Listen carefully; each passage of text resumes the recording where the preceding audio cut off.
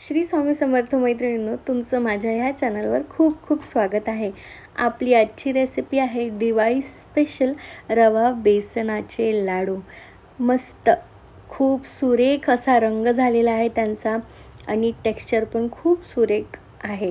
या व्हिडिओमध्ये आपण याची पूर्ण बेसिक रेसिपी बघूया, साहित्य आणि कृती स्टेप बाय स्टेप।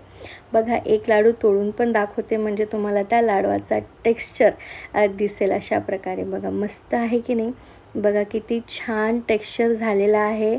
चला साहित्य बघूया आपण काय काय घेतलेलं आहे। आपण 1 वाटी रवा घेतलेला आहे, अर्धी वाटी बेसन, अर्धी वाटी तूप आणि 1 वाटी साखर, सोबतच ड्रायफ्रूट पण आणि वेलची पूड, जायफळ पण आपल्याला लागणार आहे।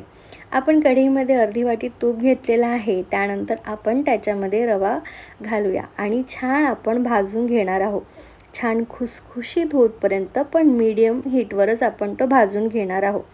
त्याचा रंग जास्त डार्क नाही करायचा आहे आपल्याला, छान असाच छान कमी आचेवरच त्याला भाजून घ्यायचं आहे। व्यवस्थित आपल्याला ती काळजी घ्यायची आहे। बघा अशा प्रकारे मस्त खुसखुशीत होणारे हे लाडू होणार आहेत। आणि बघा छान व्यवस्थित आपल्याला असा कमी आचेवरच, मीडियम हीटवरच आपल्याला हा रवा भाजून घ्यायचा आहे। आणि जर जास्त भाजला तर थोडे कडवट होण्याची शक्यता असते, तर ती आपल्याला काळजी घ्यायची आहे। अशा प्रकारे छान आपण भाजून घेतलेला आहे रवा।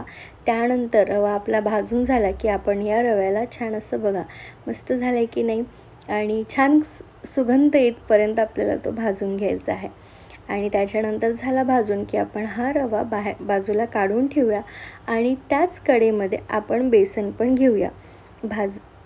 छान तूप घातलेलं आपण बाकी उरलेलं अर्धी वाटी, आणि आता आपण त्याच्यामध्ये बेसन घालूया आणि हे सुद्धा आपण छान भाजून घेणार आहोत तुपावरच। छान मस्त व्यवस्थित छान पूर्ण आपलं ते पूर्ण बेसन छान खमंग असं भाजून घ्यायचं आहे। अशा प्रकारे कमी आचेवरच आपल्याला भाजून घ्यायचं आहे, आज वाढवायचीच नाही आहे त्याच्यावर। आणि बघा छान, आणि आपल्याला कंटिन्युअसली स्टर करत राहायचं आहे, हलवत राहायचं आहे, जेणेकरून ते खाली लागायला नको। बघा अशा प्रकारे ऑलमोस्ट आपलं हे बेसन पण छान असं भाजून झालेलं आहे। आणि बघा रंग किती छान आलेला आहे ना। आणि आपण हे पण बेसन झालेलं आहे आपलं भाजून, ते पण आपण काढून ठेवूया। आणि त्याच्यानंतर आपली तिसरी स्टेप करणार आहोत आपण, म्हणजे तो पाक करणार आहोत। पाक आपण करणार आहोत 1 तारी पाक अशा प्रकारे। आणि त्याचा म्हणजे कन्सिस्टन्सी कसं काय बघायचं ते मी तुम्हाला सांगणार आहे। तसंच आपला रवा भाजून ऑलमोस्ट झालेला आहे, छान खमंग असा वास येतपर्यंत आपल्याला हा रवा भाजून घ्यायचा आहे। बघा अशा प्रकारे झालेला आपला हा रवा भाजून, आपण तो पण काढून ठेवूया। आणि त्यानंतर आपण घेतलेली आहे त्याच कढईमध्ये साखर घेतलेली आहे, आणि साखर बुडेल तेवढंच आपल्याला पाणी घ्यायचं आहे। म्हणजे 1 वाटी साखर आहे तर आपल्याला अर्धी वाटी पाणी घ्यायचं आहे, आणि छान मीडियम आचेवर आपल्याला ती साखर विरघळून घ्यायची आहे। त्याची कन्सिस्टन्सी परफेक्ट राहणं गरजेचं आहे। बघा अशा प्रकारे छान आपल्याला साखर घ्यायची आहे, आणि जास्त कमी आचेवरच आपल्याला 5 मिनटं आपल्याला ही साखर विरघळून घ्यायची आहे। विरघळल्यानंतर आणखी 5 मिनटं आपल्याला ती होऊ द्यायची आहे छान। आणि त्याच्यानंतर बघा अशा प्रकारे, बघा छान आपला पाक तयार होत आहे। आणि कन्सिस्टन्सी खूप इम्पॉर्टंट आहे, दाटसर आपल्याला हा पाक करून ठेवायचा आहे। आणि बघा मस्त छान होतं आहे की नाही पाक, अशा प्रकारे छान आपल्याला हलवत राहायचं आहे। हे 5 मिनटं तरी आपल्याला पाक बरोबर रेडी करून घ्यायचा आहे। आणि बघा बघा ऑलमोस्ट आपला पाक झालेला आहे। बघा छान, बघितलं तुम्हाला किती छान असे त्याचे ड्रॉप्स पडत आहेत। त्यानंतर आपण 1 ड्रॉप घेऊया आणि असा बघा अशा प्रकारे छान झालेला आहे। हा दाटसर आहे थोडा पाक, आणि त्याच्यानंतर आपण असं चिमटीमध्ये घेऊन पण बघू शकतो जर 1 तार पडते आहे तशा प्रकारे। पण हा ऑलमोस्ट आपला 1 तारी पाक झालेला आहे छान। बघा अशा प्रकारे आणि बघा आता हा जो पण आपला पाक बघा मस्त ही कन्सिस्टन्सी पाहिजे आणि ही परफेक्ट झाली पाहिजे. जर जास्त ओव्हरकुक झाला तर आपलं सारण घट्ट येईल, त्याच्यामुळे लाडू घट्ट वळले जातील. आणि जर कमी झाला तर मग आणखी त्याला प्रॉब्लेम होईल.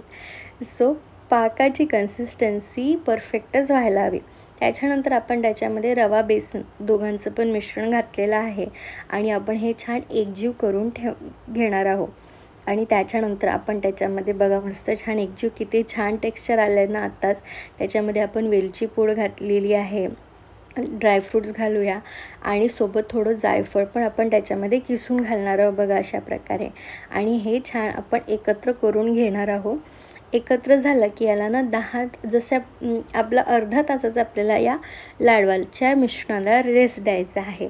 त्याच्यानंतर मग आपण लाडू बांधायला सुरुवात करू. बघा ड्रायफ्रूट्स पण आपण घातलेले आहे आणि आता आपण याला छान मिक्स करून घेणार आहोत. आणि कन्सिस्टन्सी मस्त झाली. काजू बदाम मनुका आपण घातलेला आहे आणि बघा अशा प्रकारे मस्त झालेला आहे. आणि किती छान म्हणजे टेक्स्चरच असं आलेलं आहे. याला बस आपल्याला थंड करून घ्यायचं आहे.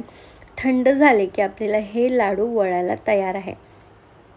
आणि हा पाक हे मिश्रण एकदम परफेक्ट झालेलं आहे. जे पण तुम्हाला सांगितलेलं आहे पाकाचंच इम्पॉर्टंट आहे, त्याच्यानेच पूर्ण व्यवस्थित लाडू वळला जातो.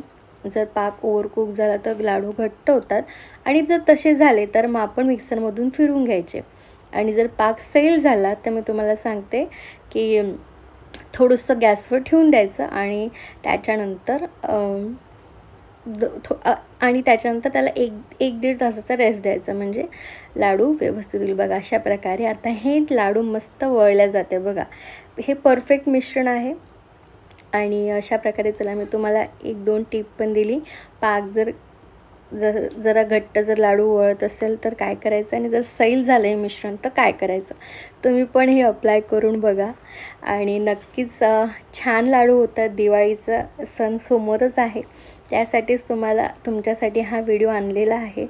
आणि अशा प्रकारे बघा लाडू आपण सर्व वळून घेणार आहोत. आणि ऑलमोस्ट आपले लाडू बघा वळून झाले की म्हणजे आपले हे लाडू रेडी आहेत. एका वाटीच्या रव्यामध्ये आपले छान 10 ते 12 लाडू झालेले आहेत. तर तुम्ही पण अशा प्रकारे हे लाडू नक्की करून बघा. झटपट होणारे हे लाडू आहेत आणि खूप छान आहे आणि हे टिकतात देखील. म्हणजे आपले छान दिवाळीनंतरसुद्धा जर कोणाला पाठवायचं असेल लाडू तर तुम्ही पाठवू शकता. खूप छान खुसखुशीत आणि त्याचा टेक्स्चर पण आहे आणि बस तोंडात घातल्याबरोबर विरघळणारे हे लाडू बनलेले आहेत. अशा प्रकारे जर तुम्ही लाडू केले तर खरंच असे छान नरमच होणार आहेत आणि मऊ आणि छान अशी चव पण त्याची खूप मस्त होणार आहे. बघा आपले मस्त लाडू रेडी झालेले आहेत. तुमच्यासाठी म्हणून अशी प्लेटिंग दाखवूया आणि त्याच्यानंतर मी तुम्हाला त्या लाडवाचा छान असा टेक्स्चर पण दाखवते.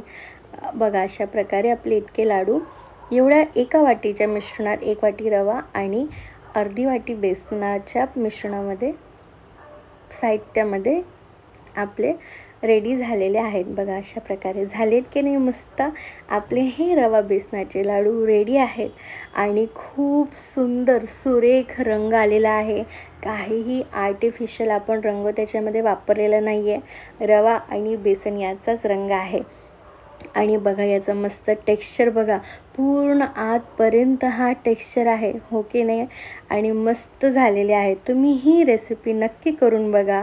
दिवाळी समोरच आहे. आवडली तर लाईक करा, कमेंट करा आणि ज्योत्स्ना एस कुकिंग्सला सबस्क्राईब करा.